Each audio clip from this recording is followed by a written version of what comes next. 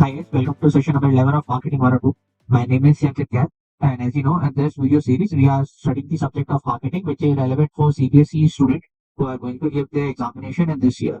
So, in our previous session number 9 and 10, we have started with the topic of packaging and labeling, and we have finished with the topic of packaging. In today's class, we are going to start and finish the topic of labeling. So, when we study the labeling or when we understand what labeling is, basically you understand it the way in which a marketer communicate with the consumer. So all the things about the product which the marketer wants to convey to the consumer, those informations are conveyed with the help of labeling. So labeling are basically those checks or those piece of paper which comes with the package, which comes on the product. So it provides the requisite information about the product. And what kind of information do we usually see in labeling? Now, this is the example, like the quality of the product. What are the features, the standards, the grades, and the price, the quantity. These kind of information we usually find in those labels. And basically, the purpose of label is to differentiate your product from that of the competitor, and more so with those of the copycat, those who wants to use your goodwill and piggyback on the advantages which your brand has. So these copycat, what they usually do, they copy the brand, they copy the label exactly like yours. So to help your customer, so that they don't get deceived by such copycat, so labeling are very important. They help you to differentiate product from that of the competitors and the copycats. And also, if these labels are attractive, so this adds to the aesthetic value of the packet and this adds to the value of the product. So it helps you to increase those off-the-shelf sales. As we have studied in our previous sessions also, that now more and more shopping is happening from the self-service counters. So your malls, big bazaars, Vishal Mega Marts, D-Mart, everywhere the consumer they go to the aisles of the product and they select the product which they want to use. So when these off the shelf sales happen, so in that case you need to make sure that your product stands out from those line of products. So therefore attractive labeling helps you with that. Also, in most countries, also in India, these labeling are very mandatory in nature. So you find lots of rules and regulations which are used to regulate this labeling. So in India, we have the FSSAI standards. So those are Food Safety and Standard Authority of India. So FSSAI, they come up with the regulation regarding the labels. So we have the FSSAI regulation. We'll cover some example of these regulation in our next topic. So, and finally, this label play a very integral part in those purchase advertising. Because when the consumer is at the shop, when the consumer is there to select a product, it is very rare that he is watching your advertisement. In that point of time, at that point of time, what is important that your product has some recall value.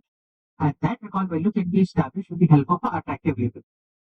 So when we are talking about the FSAI regulation, what are the different kind of information which are mandatory?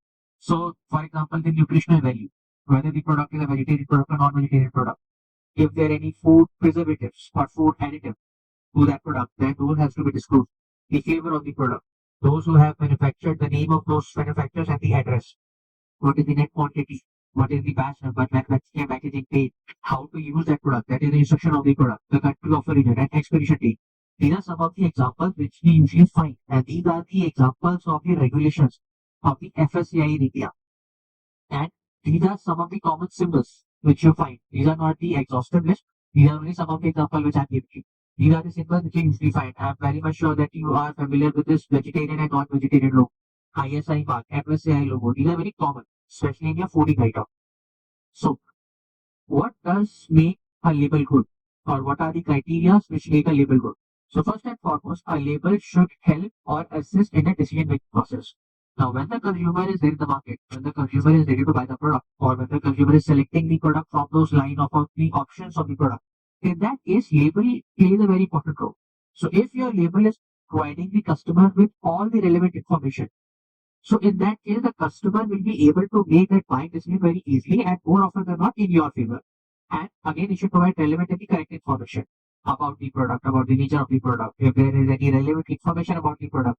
All these things which you find on a normal label of any product, those are the relevant and the correct information. Now, who decides that? FSCI has a role to play in it, the seller or the manufacturer has a role to play in it, and the consumer also has a role to play in it. I'm sure you must be aware that there are a lot of consumer awareness or consumer helpline numbers available on the labels. Or the government also have a lot of protection mechanism for the consumers. So why is that? To make sure that what the consumer buys is what consumer gets. So consumer buys a product by looking through the packaging and the labels. So therefore, it is important for product to provide those relevant and correct information, and then the correct and the accurate picture of the product. Because when you are buying the product, at that point of time, the product is inside the package. So you cannot open the package and check the product. So whatever product is there, it is represented by the pictures on the labels. So therefore, those labels should provide the accurate picture of the product. Be it about the color of the product, the feature of the product, the size of the product, or in fact, sometimes even the nature of the product, whether the product is liquid or solid, so things like that. But the idea is whatever product which is inside the package, the pictures on the label should provide that accurate picture. It should not mislead the consumer. That on picture you are showing it, for example, when you are buying, let's say, a stick, a wooden stick.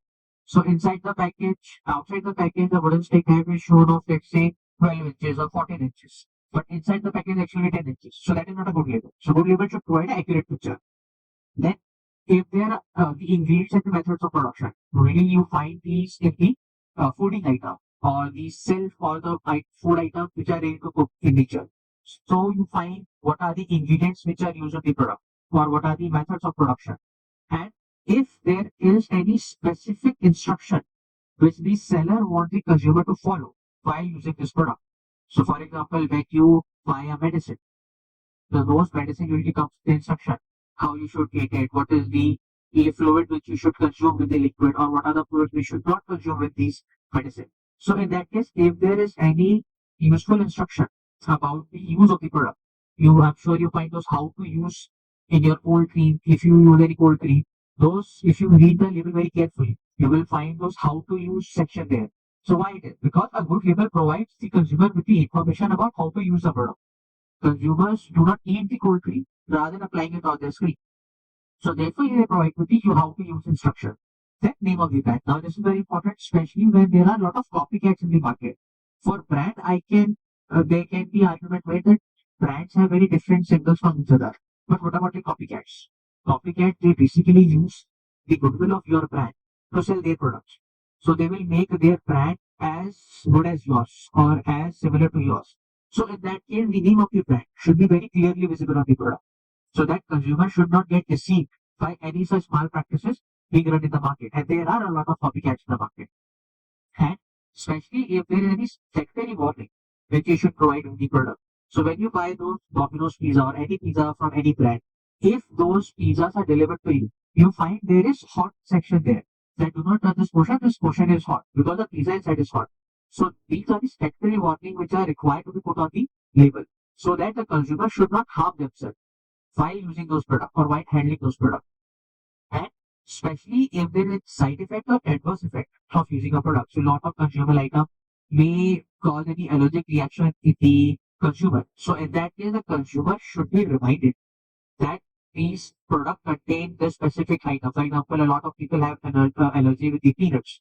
So if the consumption item which is being purchased contains some amount of peanut, so in that case, it is the role of the manufacturer or the seller to put these category warning that this product contains peanut and what is the side effect or adverse effect if a person consumes this peanut. So these are the good qualities of a label. Now, what is the role of label when it comes to the marketing process? So I'm sure most of it we will repeat the same thing.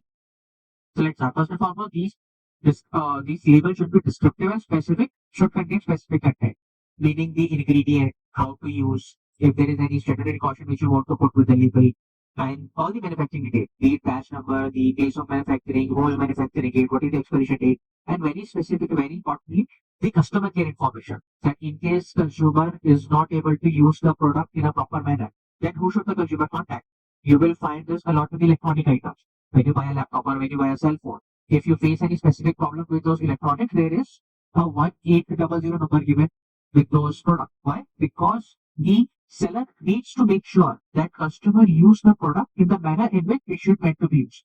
And if that product is not able to stand up to the expectation of the consumer, then consumer should have some redressal mechanism to remove those problems. So in that case, you need to provide those customer care information also. Then brand identification. Because see, when you are selling a product, as I've said, there are a lot of copycats in the market. So among these multiple brands, You need to make sure that customer is able to identify your brand. The only purpose is customer protection. The customer should not be misled by the copycat in the market. Now, some people might say, right, this is more on the consumer rather than on the manufacturer. But manufacturer also need to make sure that how the copycats are using its brand. So in that case, they need to make sure that their brand is very prominently displayed on the product, so that at least customer some must have some chance to protect himself from this descriptive malpractices. And if the product belongs to any certain grade, you find this grading in coffee and tea. So if those products belong to any specific grade, basically the level of quality. So in that case, those grading mechanisms are also inbuilt into the label. So the labeling also helps you, the manufacturer, to tell the grade of the product or the quality of the product. And with those quality defined, the consumer while buying the product will know that okay, I am buying this tea and this tea is a little bit low quality. So he won't feel deceived because he had that information prior with himself, because you provided that information very prominently on the label. That is the grading purpose of the labeling. And then the product promotion, as I've said, because if your product is attractive enough and label adds to that aesthetic value of the product. So if your labels are attractive, it will help the customer to select your product, especially when those self-service counters are there. And therefore, it is said that this labeling, they also act as a silent salesperson, because if a label has a good recall value, then customer will directly pick your product from the eye. And finally, this product, as I've said, if there is any statutory requirement as per the law, for example, FSA regulations are statutory requirement. These regulations are as per the law. So any requirement, the warning requirement or statutory requirement, which is there, then the label help you to fulfill those requirements. So any warning, sure, when you buy, if you buy cigarettes or if you buy any chemical product, you see those product comes with a very specific imagery or specific sign. The reason is because the manufacturer of those items, they are required to put these images to tell the customer that these are the effect of the product. So these are the roles which are played by the labeling. The final topic of today's session and the label topic is the classification of the labels. So these classifications are given by William J. Satter. So let's cover these classification one by one. First and foremost, we have the brand label. So brand labels, as you can see, these brand labels, the primary purpose is to popularize the brand or to bring that recall value in the mind of the customer, so that customer, when they are buying the product, the moment they see the brand, they immediately will associate the product with the brand and whatever that brand stands for, be it their quality or be it their premium prices, whatever that brand stands for, that features will be directly associated by the consumer with the product. So you find this brand label in specifically in clothing and cosmetic manufacturing. So all your Maybelline, L'Oreal, all these items, all this manufacturing, cosmetic manufacturing, they have that brand label because a lot of their sales is driven by their brand value. The second type of label is the grade label. So grade label basically tells you about the quality of the product. So what are these labels specifically focuses on the standards and grades of the product. So tea leaves is a very good example. Coffee is a very good example. So again, these products, the purpose of grade label is not to establish the brand. The purpose of grade label is to establish the product identification. That what is the quality of the product the customer is buying. The purpose of brand label is to establish the brand. The purpose of grade label is to establish the quality of the product. Then you have the descriptive label. So descriptive label, you usually find these on the fooding item or the consumption item. So basically this will include what are the ingredients used in the product. So for example, when you buy milk or biscuit, you will find a lot of information regarding the ingredients of the product. What are the features of the product and what are the uses of the product. So this is the role played by the descriptive label. Basically, they provide a description of the nature of the product. And finally, you have the informative labels. And informative labels, basically, they include all the relevant information about the product, be it the nutritional fact, be it the ingredients, how to use multiple uses, any instructions specific to the product, the grading system, where the product is manufactured, everything is included in an information label. So informative labels are, you can say, they are the descriptive label but taken to more extreme end. This will form the informative label. With this, we complete our labeling chapter. I hope you like this topic and I hope you like this video. If you did, please like and subscribe to my channel. Thank you so much for watching.